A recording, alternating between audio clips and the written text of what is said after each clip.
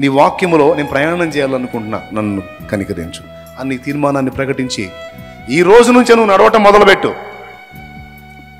నువ్వు సక్సెస్ కాకపోతే అప్పుడు చూసుకుందాం. ఈరోజే నువ్వు నడవటం మొదలుపెట్టు.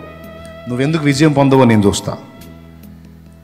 అప్పుడు ఈ వాగ్దానాలు అబద్ధం అవుతాయి. నువ్వు సఫలం కాకపోతే ఖచ్చితంగా సఫలం అయి తీరతది నీ లైఫ్, నీ ప్రయత్నం, నీ ప్రయాస. ఖచ్చితంగా ఆయన అబద్ధాలు ఆడేవాడు కాదు. నేను అనుభవించి చెబుతున్నాను.